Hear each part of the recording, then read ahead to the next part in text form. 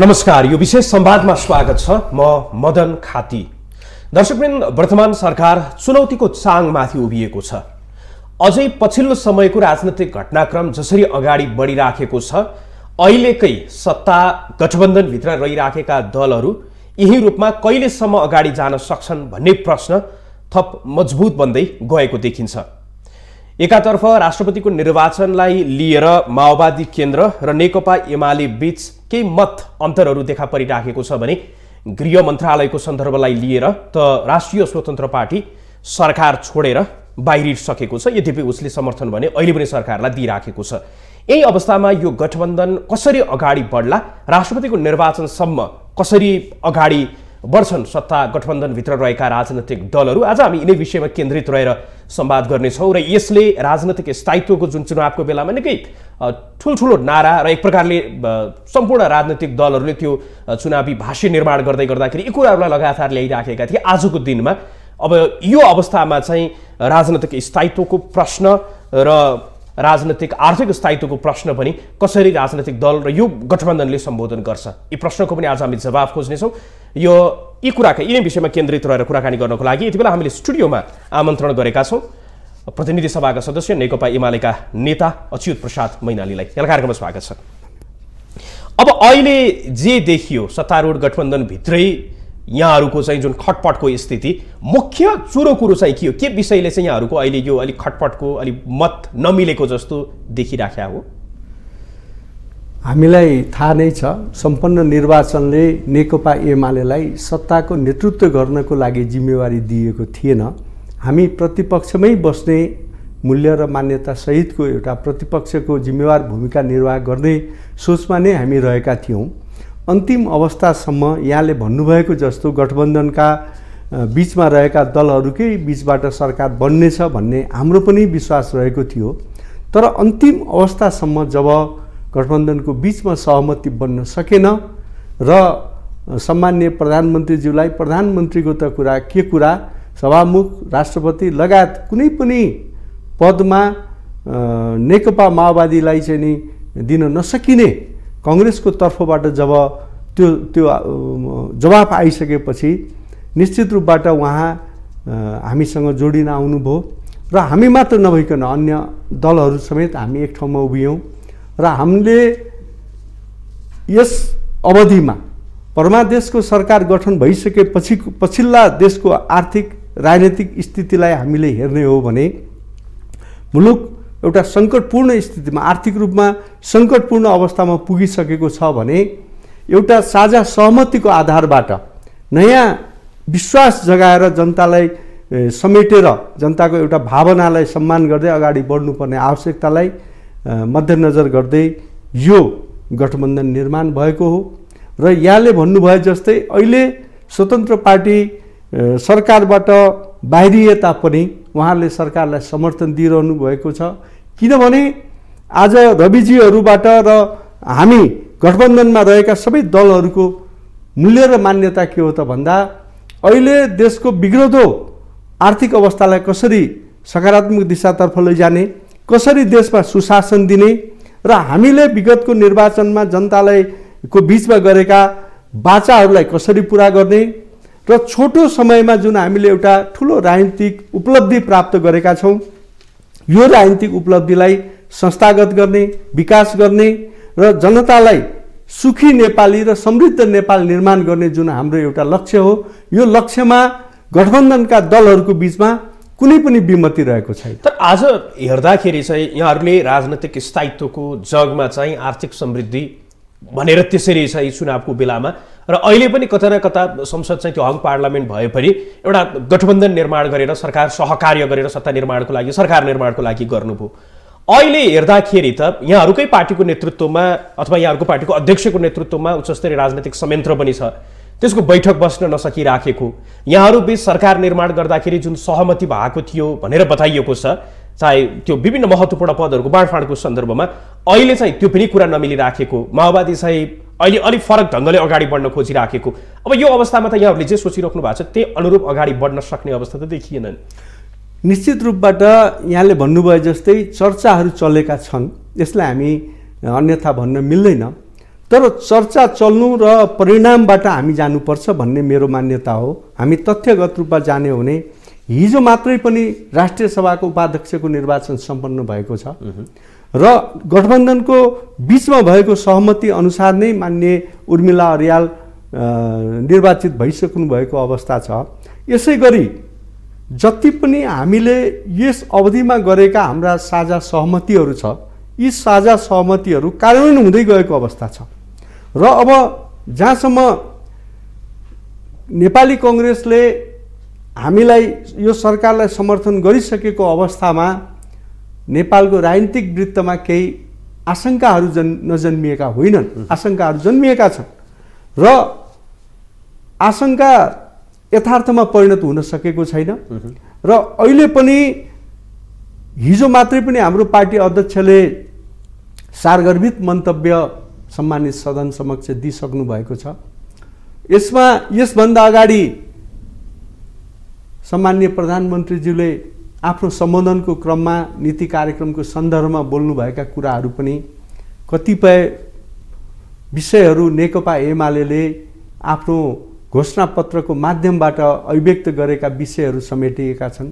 त्यसैले म के भन्छु भने चाहे सरकारको साझा नीति कार्यक्रम होस्, चाहे सरकारले अहिले अगाडि बढाइएका क्रियाकलापहरू हुन्, निर्णयहरू हुन्, यो सबै सहमतिमै भइराखेको छ र राष्ट्रपतिको सन्दर्भमा यदाकदा कुराहरू उठेको छ राष्ट्रिय सहमतिको सन्दर्भमा। तर जस्तै राष्ट्रिय स्वतन्त्र पार्टी हिजो मात्रै सरकारबाट बाहिरियो, उहाँहरूले आफ्ना मन्त्रीलाई चाहिँ फिर्ता बोलाउनु भयो।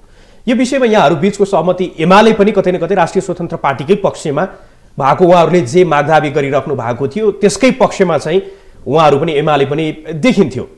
तर अहिले आएर यहाँहरूले जे अपेक्षा गर्नुभएको थियो त्यो रूपमा माओवादी केन्द्रले मानेन र यही अवस्था जारी रहने हो भने राष्ट्रपति निर्वाचनदेखि अन्य धेरै कुरा यहाँहरूले जुन भन्नुभयो नि सहमति अनुसार नै अगाडि बढ्छ, त्यो अनुसार देखिराखेका छैन कि?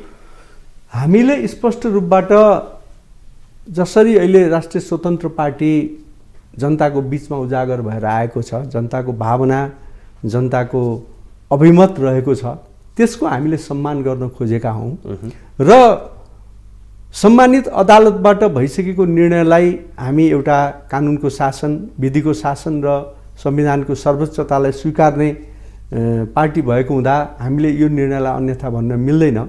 हठात रूपबाट यो आएको निर्णयलाई सम्मान गर्दै अगाडि बढ्नुपर्छ भन्ने हाम्रो मान्यता हो र तर पनि यो निर्णयबाट निश्चित रूपबाट जुन राजनीतिक एउटा स्थिरता आएको थियो, सरकारले 5 वर्ष अब यसले गति लिन्छ भनेर सकारात्मक दिशातर्फ राजनीतिक यात्रा जुन अगाडि बढिरहेको थियो, यसमा केही अवरोध आउने काम भने र शङ्का उपशङ्काको बादल मडारिएको अवस्था सिर्जना भएको छ र हामीले यो निर्णयलाई अन्यथा नलिकन यसलाई चाहिँ नि सहमतिको आधारमा अगाडि बढाउनुपर्छ भन्ने हाम्रो मान्यता हो र हाम्रो राष्ट्रिय स्वतन्त्र पार्टीबाट उहाँहरू बाहिरिसक्नु भएपछि वास्तवमा हामीले भन्न खोजेको कुरा पनि त्यही थियो, बाहिरिनु हुँदैन।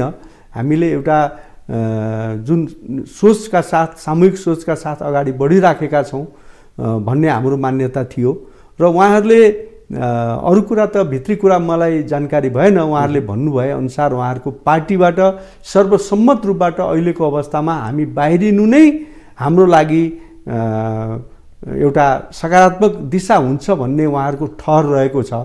मलाई लाग्छ उहाँ बाहिरिनुमा हामी गठबन्धनका अन्य दलहरूभन्दा पनि उहाँहरूभित्रको पार्टीको निर्णयको कुरा हो र सर्वसम्मत ढङ्गबाट जब पार्टीका अध्यक्ष नेतृत्व नै सरकारबाट बाहिरिनुपर्ने अवस्था भइसकेपछि सायद हुनसक्छ उहाँहरू सबैजना बाहिरिने, दलको नेता नै सरकारमा सहभागी हुन नसक्ने अवस्था सिर्जना भएपछि सबै बाहिरिने सायद उहाँहरूको लागि त्यो सान्दर्भिक निर्णय थियो होला, त्यो उहाँहरूको कुरा हो।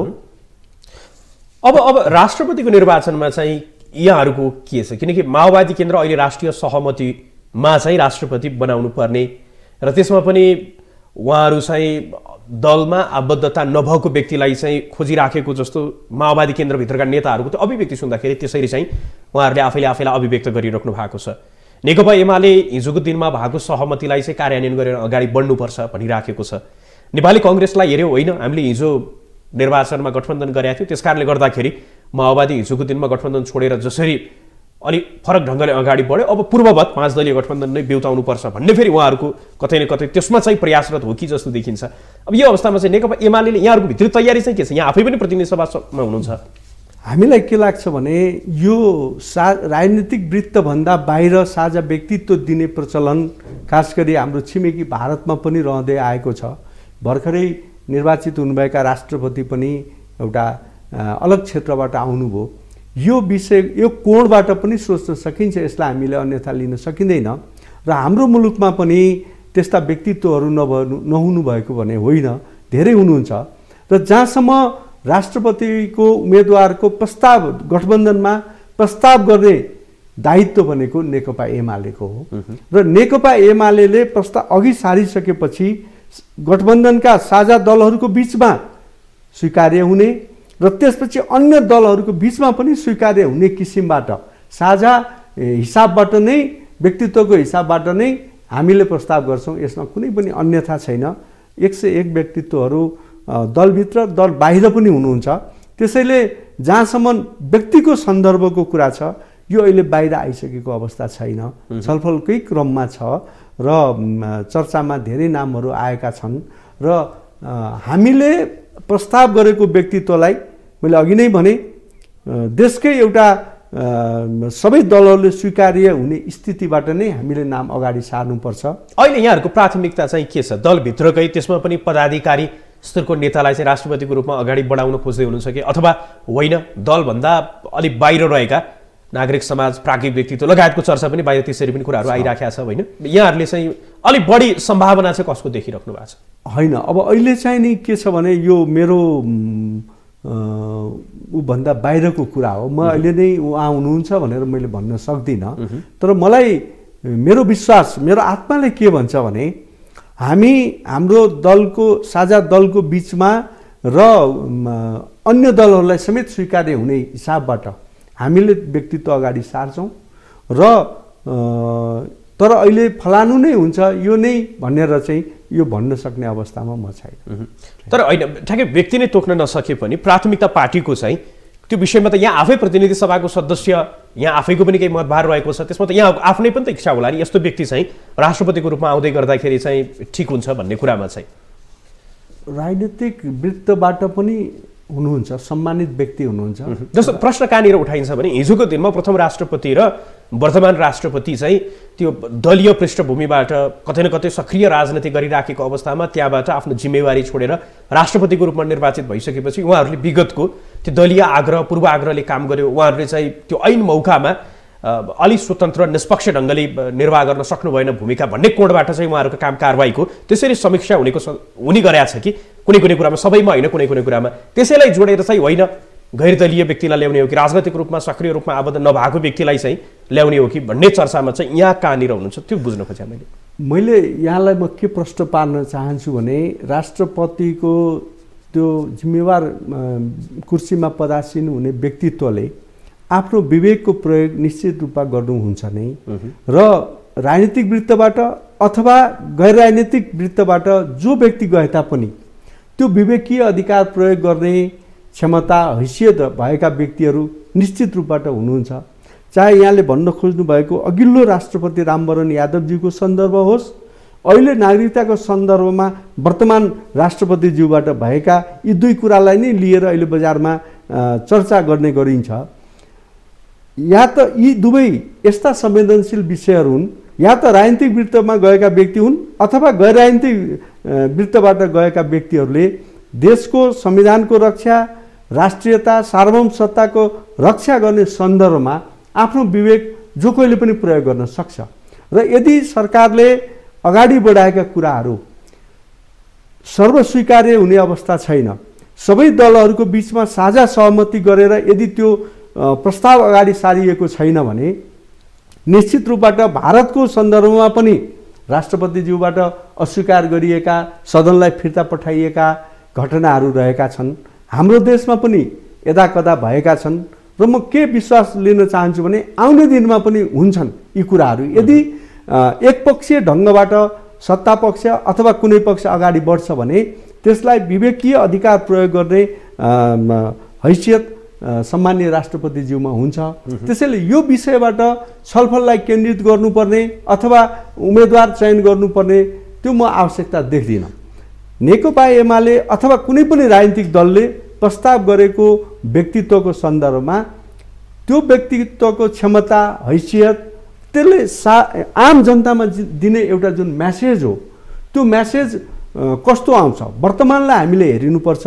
भावी दिनलाई चाहिँ हामीले आँकडा गरेर मूल्याङ्कन गरेर विगतका दिनलाई तुलना गरेर हामीले हेर्नु सान्दर्भिक हुँदैन जस्तो मलाई लाग्छ। अहिले फेरि नेकपा एमालेलाई चाहिँ राष्ट्रपति दिनु हुँदैन र त्यस पछाडिको कारण चाहिँ सभामुख पनि नेकपा एमालेकै, भोलि गएर 2.5 भनेर त्यो यदि कार्यान्वयन भयो त्यो सहमति भने त्यति बेला प्रधानमन्त्री पनि एमालेकै र राष्ट्रपति पनि एमालेको भयो भने त यो चाहिँ अलिक शक्ति सन्तुलन पनि नमिल्ने खालको हुने हो कि भन्ने खालको कुराहरू पनि आइराखेका छ। त्यसरी पनि होइन राष्ट्रपतिमा चाहिँ एमालेलाई दिनु हुँदैन भन्ने तरिकाले पनि तर्कहरू छन्। यदि यो कोणबाट यदि सोचिने हो भने यसको छलफल गर्ने समय त गइसक्यो। किनभने अघिल्लै अवस्थामा मैले अघि नै यहाँलाई भने गठबन्धनका दलहरूको बिचमा सभामुखको हुने, राष्ट्रपतिको हुने, प्रधानमन्त्रीको हुने भन्ने सन्दर्भमा त शेरबहादुर देउवाज्यूको, प्रचण्डज्यूको, माधव नेपालज्यूको बिचमा छलफल भएकै कुरा थियो। जब सबै कुरा तीनैवटा प्रधानमन्त्री समेत नेपाली कङ्ग्रेसले लिने अवस्था आइसकेपछि अनि न उहाँ ब्याक हुनुभयो र हामीसँग चाहिँ नि सहकार्य भएको अवस्था हो। त्यसपछि हामीले कार्यकारी जुन प्रधानमन्त्री अधिकार जुन छ त्यो नेकपा माओवादी केन्द्रका अध्यक्षले गर्ने, त्यसपछि बाँकी कुराहरूमा चाहिँ नि सहमतिका साथ जाने भनेर राजनीतिमा इमान्दारिताको पनि कुरा हुन्छ, विश्वासको पनि कुरा हुन्छ। त्यसैले यो एउटा क्षणिक राष्ट्रपति पदको लागि, सभामुखको लागि अथवा प्रधानमन्त्रीको लागि भएको यो सरकार निर्माणको यो गठबन्धन होइन।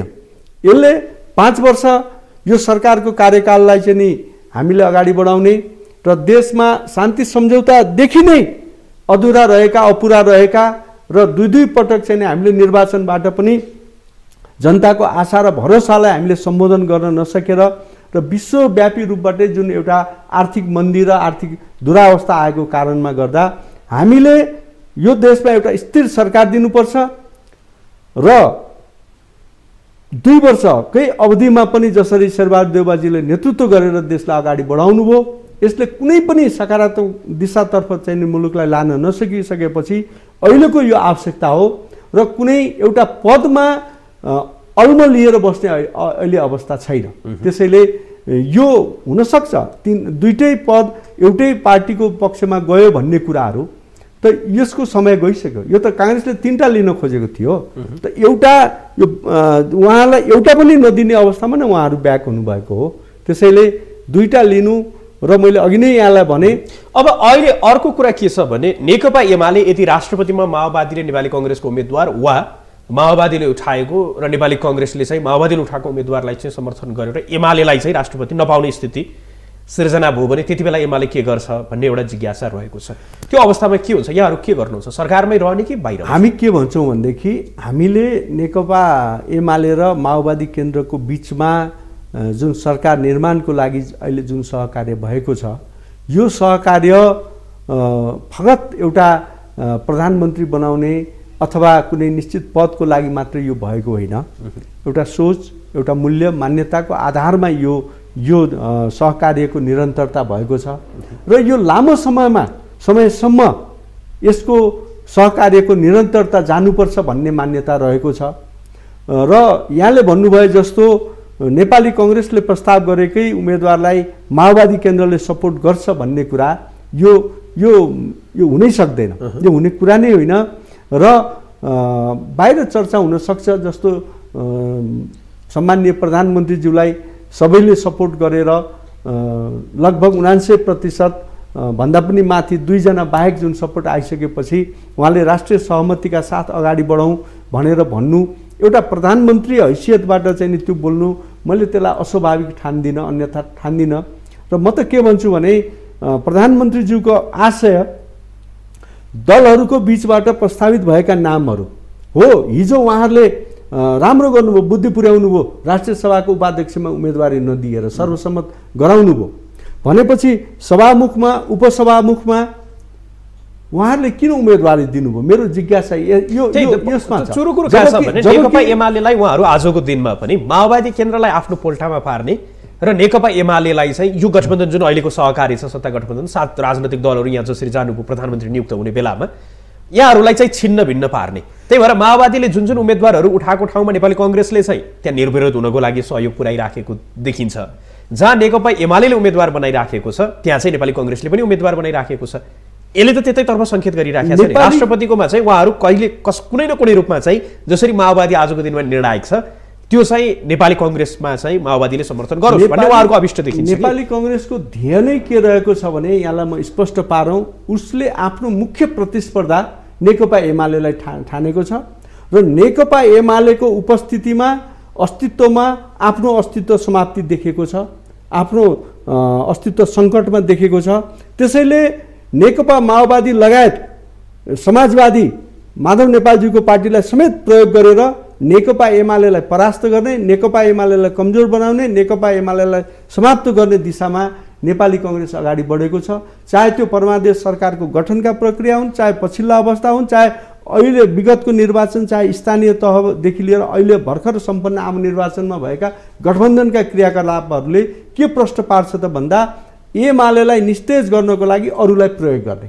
अब हामीलाई समाप्त गर्नको लागि उहाँहरू त्यो प्रयोग हुने कि नहुने, गोटी हुने कि नहुने बुझ्नुपर्ने कुरा यहाँ छ। र मलाई के लाग्छ भनेदेखि उहाँहरूको यो खेल पुरा हुने अवस्थामा छैन र नेकपा माओवादी केन्द्रका भनौँ नेता भनौँ अथवा आम जनता भनौँ कार्यकर्ता भनौँ सबैको चाहना के रहेको छ त भन्दा नेकपा एमाले र नेकपा माओवादी केन्द्रको बिचमा सहकार्य हुनुपर्छ, सैद्धान्तिक सहकार्य हुनुपर्छ, वैचारिकदेखि लिएर कार्यक्रमिक सन्दर्भमा पनि। किनभने उहाँहरू र हामीले जनताको बिचमा गरेका बाचाहरू हाम्रो चाहिँ नि जुन भोट आधार हो, जुन वर्गको राजनीति हामीले गर्छौँ, वर्गीय राजनीति गर्छौँ, त्यो वर्गीयताको आधारमा पनि नेकपा एमाले र माओवादी केन्द्र नजिक हुनुपर्छ भन्ने आम कार्यकर्ता जनताको भावना भएको हुनाले यो भावनालाई कसैले पनि अस्वीकार गर्ने अवस्था छैन।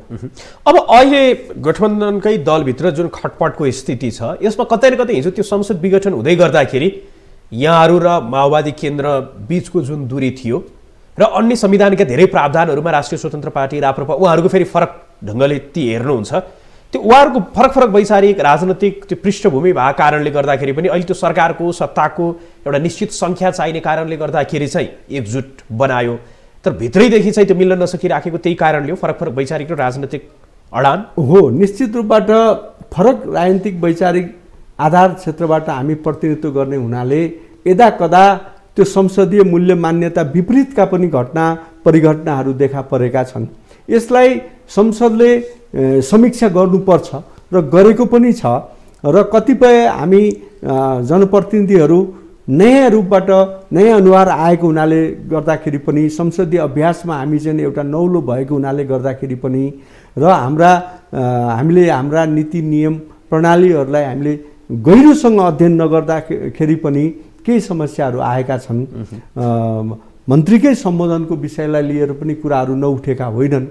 यो विषयमा क्रमशः संविधान सभामा प्रतिनिधि सभामा प्रतिनिधित्व गर्ने माननीय सांसदज्यूहरू प्रशिक्षित हुँदै जानुहुनेछ। हाम्रा संस्कारहरू, हाम्रा संसदीय प्रणालीहरू, मूल्य मान्यताहरूलाई हामीले बिस्तारै आत्मसात गर्दै जानेछौँ भन्ने कुरामा म विश्वस्त छु। यद्यपि यहाँले भन्नुभएको जस्तो त्यो देखा परेको हो र सम्माननीय प्रधानमन्त्रीज्यूले नेतृत्व गर्नुभएको जुन अहिलेको सरकार छ सबैलाई एउटा जुन हामीले सरकारको नीति कार्यक्रमको रूपबाट जुन 20 बुँदे चाहिँ नि अगाडि सारेका छौँ यसको इर्दगिर्दमा रहेर नै हामी अगाडि बढ्नुपर्छ। यसमा कुनै खालको समस्या आउँछ जस्तो। तर अहिले यहाँले अगाडि कार्यक्रमको सुरुवातमा पनि भन्नुभयो सरकार चाहिँ यो अर्थतन्त्रलाई एउटा स्थिरतातर्फ मुलुकका समस्याहरूलाई चाहिँ सम्बोधन गर्ने त्यो मुख्य अभिष्ट चाहिँ त्यो, त्यसैको लागि चाहिँ हामी एकजुट भए भनेर भन्दै गर्दाखेरि पनि अहिले जे देखिराखेको छ कतै न कतै त्यसको लागि त राजनीतिक स्थायित्व चाहिने होला। राजनीतिक स्थायित्वको लागि यो सरकार चाहिँ ढुक्क तरिकाले चल्न सक्ने वातावरण अब अहिले नै हेऱ्यो भने चाहिँ सत्तामा जाने विश्वासको मत दिने दलहरू नै जसरी भित्र त्यो फाटो आइराखेको छ यसले त ती मुद्दाहरूमा प्रधानमन्त्री केन्द्रित हुने कि सत्ता जोगाउनको लागि केन्द्रित हुने त्यतातर्फ चाहिँ उन्मुख गरायो नि त। हामी लामो समयदेखि जुन राजनीतिक प्रणालीबाट अगाडि बढिराखेका छौँ, हामीले के कुरामा बुझ्नुपर्छ भने हाम्रो मुलुकको राजनीतिक प्रणालीलाई सिस्टमलाई अस्थिरतातर्फ लैजाने, हामीभित्र द्वन्द्व गराउने र यो एउटा अवस्थाबाट हामी गुज्रिँदै आएका छौँ। चाहे संविधान निर्माणकै क्रममा पनि यहाँले म स्मरण गराउन चाहन्छु, अघिल्लो संविधान सभा असफल भइसकेको अवस्थामा दोस्रो संविधान सभा पनि एउटा ठुलो महाभूकम्प आइसकेको अवस्थामा दलहरू एक ठाउँमा आइपुगे। त्यसपछि साझा सहमतिका साथ मुद्दा अगाडि बढाउने क्रममा पनि फेरि पनि संविधान जारी हुन नसक्ने अवस्था, विभिन्न किसिमका दबाव, आन्तरिक र बाह्य स्थिति सिर्जना नभएका होइनन्, मुलुक एउटा द्वन्द्वमा जाने खतरा थियो। र पछिल्लो अवस्थामा पनि हामी चाहे त्यो 15 सालदेखि नै अहिलेसम्मको अवस्थालाई हेर्ने हो भने पनि मुलुकलाई स्थिरतातर्फ र 5 वर्ष सरकार चलेको अहिलेसम्म हामीले पाउन सकेको छैनौँ। यो एउटा दुर्भाग्य हो। त्यसैले म यहाँको एउटा लोकप्रिय यो सञ्चार माध्यमबाट म के आग्रह गर्न चाहन्छु भने हामी आम जनता 5 वर्षको लागि जब हामीले संविधानमा पक्ष र प्रतिपक्षको लागि अवधि तोकेका छौँ भने एउटा निश्चित सरकारलाई 5 वर्ष चल्न किन नदिने? त्यो 5 वर्ष हामी मूल्याङ्कन गरौँ, यदि गलत भएमा त हामी त्यसलाई दण्डित गर्ने चाहिँ नि आम निर्वाचनबाट गरि नै हाल्नेछौँ। त्यसैले यो कुरा सही हो। म पनि यसमा के स्वीकार्न तयार छु भने हामीले मुलुकका चाहिँ नि एउटा सकारात्मक दिशातर्फ मुलुक अगाडि बढिरहँदा यो वा त्यो कारणले मुलुकलाई फेरि पछाडि धकेल्न खोज्ने प्रवृत्तिहरू चाहिँ हाबी भएका छन्। जानेर नजानेर, नियोजित अथवा सुनियोजित जे भन्न पनि यसलाई सकिन्छ, यी यस्ता खालेहरू अवस्था आइराखेका छन्। र यो अवस्थालाई हाम्रा जिम्मेवार दलका हाम्रै सामान्य अध्यक्षले पनि हिजो नेपाली कङ्ग्रेसलाई एउटा सार्वगर्भित मन्तव्य दिने क्रममा सदनमा भन्नुभयो। जिम्मेवार ढङ्गबाट नेपाली कङ्ग्रेसलाई प्रस्तुत हुन हामी आग्रह गर्छौँ। सरकारमा नहुने बित्तिकै पानी बिनाको माछा जस्तो फटफटिने अवस्थामा आउनु हुँदैन नेपाली कङ्ग्रेस। जब उहाँहरूले अरू दललाई समेटेर सहकार्य गरेर जान नसक्ने अवस्था भइसकेपछि, जब नेकपा एमाले हाम्रो पार्टीका श्रद्धेय अध्यक्षले जब एक ठाउँमा ल्याएर मुलुकलाई स्थिरतातर्फ लैजाँदै हुनुहुन्छ भने पर्खर हेरको राजनीतिमा त कङ्ग्रेस जानु पर्यो नि। उसले जिम्मेवार प्रतिपक्षको भूमिका निर्वाह गर्नु पर्यो नि। र सरकार बनाउने र गिराउने खेलमा जिम्मेवार प्रतिपक्ष लाग्नु भएन। यो हाम्रो पार्टी अध्यक्षको मनसाय पनि यही थियो। अब राष्ट्रपतिको निर्वाचनलाई धेरैले निकै महत्त्वपूर्ण को राष्ट्रपति हुन्छ भन्ने एउटा त्यो छुट्टै बहसको विषय छँदैछ, त्यसलाई धेरैले चासोको रूपमा हेरेकै छन्। त्योभन्दा अझै महत्त्वपूर्ण चाहिँ यो अहिलेकै सत्ता समीकरण जे जस्तो छ, यो समीकरणमा अहिले सत्ता गठबन्धनभित्र रहेका दलहरू जे जसरी छन्, यसमा चाहिँ राष्ट्रपतिको निर्वाचनपछि फेरबदल हुन्छ भन्ने पनि चलिराखेको छ समानान्तर रूपमा बहस। यहाँले चाहिँ त्यसको सम्भावना कतिको देख्नुहुन्छ? मैले अघि नै यहाँलाई भने नेकपा माओवादी केन्द्र र नेकपा एमाले बिचको सरकार निर्माणको यो प्रक्रिया फगत एउटा सरकार निर्माणको मात्र लागि नभएर चाहे राष्ट्रपति सभामुखको निर्वाचनसम्मको लागि मात्र यो होइन, यो कालान्तरसम्म जाने यो हाम्रो सहकार्य हो। हिजो हामीले हतारिएर पार्टी एकीकरण गर्ने सम्मको तहमा पुग्यौँ। हामी यसरी हतारिनु हुँदैन। एक अर्काको बिचको सहकार्य सहअस्तित्वलाई स्वीकार गर्दै हामीले जनताका साझा समस्याहरूलाई समाधान गरेर हामी अगाडि बढ्नुपर्छ भन्ने मूल्य र मान्यतामा यो प्रक्रिया अगाडि बढेको हो। त्यसैले एउटा कुनै निश्चित पदका लागि केन्द्रित भएर यो एकता प्रक्रिया, यो सहकार्यको प्रक्रियामा कुनै पनि बाधा र अवरोध आउँदैन र विगतका कमी कमजोरीबाट समेत हामीले पाठ सिकेर अगाडि बढ्ने भएको हुनाले हामी सोची सम्झिकन हामी अगाडि बढेका छौँ। भनेपछि राष्ट्रपति यहाँहरूले नपाउँदै गर्दाखेरि पनि सरकारबाट यहाँहरू बाहिरिने अवस्था चाहिँ रह्यो। राष्ट्रपति नपाउने त मैले अघि नै यहाँलाई भने त्यो सवालै छैन। मैले त हिजोसम्म राष्ट्रिय सभाको निर्वाचनसम्म हामी सहकार्यको परिणाम हिजो मात्रै पनि देखा परिराखेको छ। योभन्दा अगाडि सभामुखज्यूकोमा देखा पर्यो। त्यसपछि हरेक प्रदेशमा चाहिँ सरकार गठनदेखि लिएर सभामुख चयनदेखि लिएर हरेक 7वटा प्रदेशमा यो सहकार्य अगाडि बढिराखेको छ भने फगत एउटा सेरेमोनियल राष्ट्रपतिकै लागि हुन्छ भन्ने किसिमको कङ्ग्रेसले त कहीँ पनि छोडेन नि, उपसभामुखमा नि छोडेन, सभामुखमा नि छोडेन, तल पनि कहीँ छोडेको छैन, तर कहीँ पनि त उसले सफलता प्राप्त गर्न सकेको छैन। त्यसकारण बजारमा चलेको चर्चा एउटा छ, परिणाम विपरीत दिशातर्फ छ। त्यसैले राष्ट्रपतिको सन्दर्भमा चाहिँ हुन्छ भनेर जुन हामीले आकलन गरिरहेका छौँ त्यो यथार्थपरक छैन। किनभने अहिलेसम्मका अवस्थामा त हामी सहकार्यबाटै अगाडि बढिरहेका छौँ नि, सहकार्यमा कुनै पनि किसिमको बाधा आएको छैन। त्यसैले म यहाँलाई के विनम्रतापूर्वक आग्रह गर्न चाहन्छु भने आउने राष्ट्रपतिको निर्वाचनमा पनि विगतमा भएको सहमति अनुसार नै सबै दललाई स्वीकार्य हुने गरी साझा कङ्ग्रेसले समेत स्वीकार्य हुने गरी साझा व्यक्तित्व नेकपा एमाले प्रस्ताव गर्छ र नेकपा एमालेकै उम्मेदवारले विजयी हुनुहुनेछ। अहिले कङ्ग्रेसले अर्को उठाइराखेको चाहिँ यहाँले भन्नुभयो, हिजो पनि प्रधानमन्त्रीले संसदमा निकै लामै सम्बोधन गर्नुभयो। त्योभन्दा अगाडि संसद सुरु हुँदै गर्दाखेरि पनि लगातार 2वटा सम्बोधनमा चाहिँ त्यो संसद विघटनलाई लिएर त्यति बेला त्यसको औचित्य पुष्टि गर्न पूर्व प्रधानमन्त्री यहाँहरूको अध्यक्षले चाहिँ खोज्नुभयो भन्ने कोणबाट चाहिँ नेपाली कङ्ग्रेस अलिक सशङ्कित भइराखेको, माओवादीभित्रका नेताहरू पनि होइन संसद विघटनलाई नै उहाँले चालेको जुन कदम थियो सर्वोच्च अदालतले नै त्यसलाई असंवैधानिक भनिराख्दाखेरि पनि होइन त्यो नै ठिक थियो भन्ने कोणबाट चाहिँ नेकपा एमाले अगाडि बढ्यो भने यो गठबन्धन त्यति धेरै सहज तरिकाले अगाडि बढ्न सक्ने सम्भावना छैन भन्ने कुरा पनि आइराखेको छ। अब यसले पनि अलि असहज बनाइराख्यो होला होइन तपाईँहरूलाई? हाम्रो स्पष्ट मान्यता के हो भने जनताको बिचमा जाने नयाँ ताजा जनादेशको लागि नयाँ जनादेशको लागि जाने जुन हाम्रो निर्णय थियो त्यो कदापि गलत थिएन। त्यो जान पाउने त्यो नैसर्गिक अधिकार थियो प्रधानमन्त्रीको भन्ने हाम्रो मान्यता हो।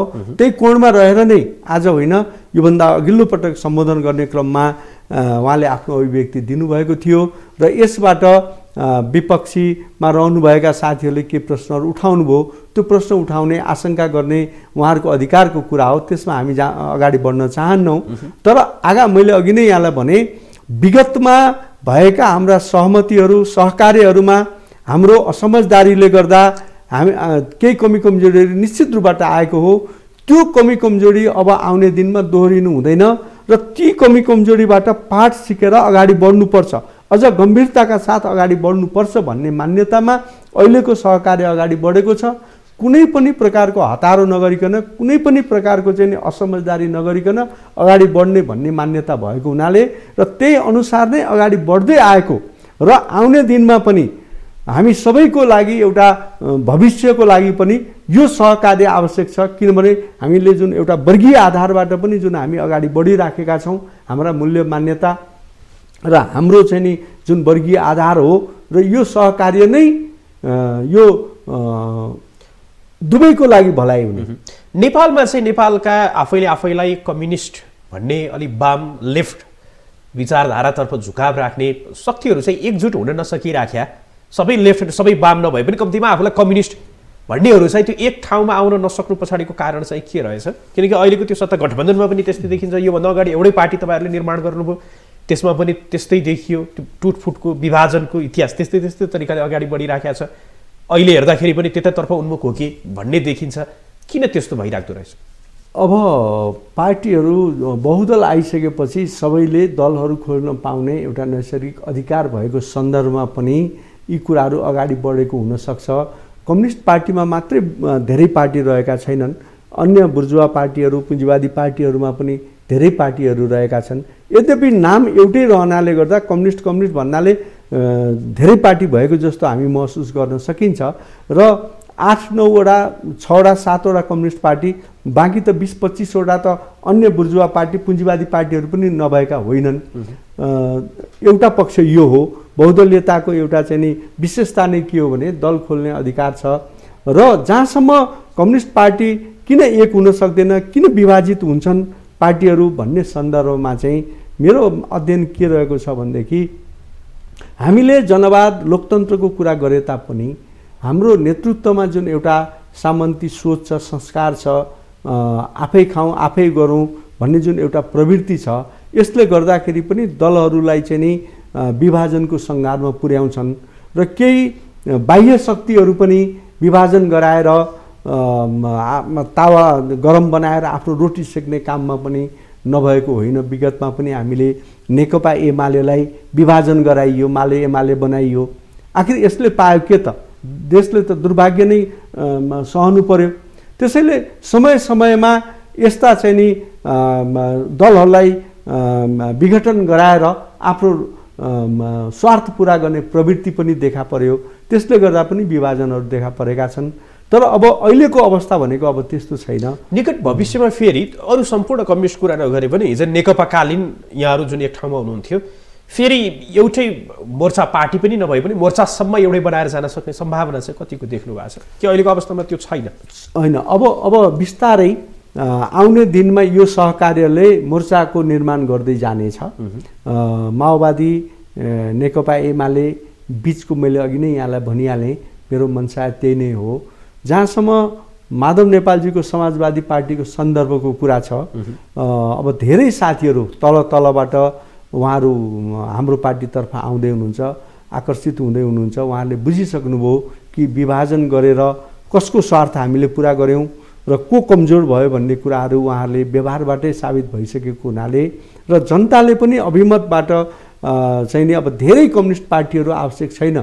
एउटै निश्चित विचार सिद्धान्त लक्ष्य नीति कार्यक्रम एउटै भएका पार्टीहरू अलग अलग भएर आउनुको कुनै अर्थ छैन र जनताले स्वीकारेको अवस्था पनि नभएको हुनाले यो मोर्चा बन्ने अथवा चाहिँ नि एकीकृत ढङ्गबाट जाने यो चाहिँ नि जनताको प्रेसरबाट पनि जनताले यो महसुस गरेको पनि कुरा हुनाले आगामी दिनमा अब चाहिँ धेरै दलहरू हुने अवस्था म देख्दिनँ।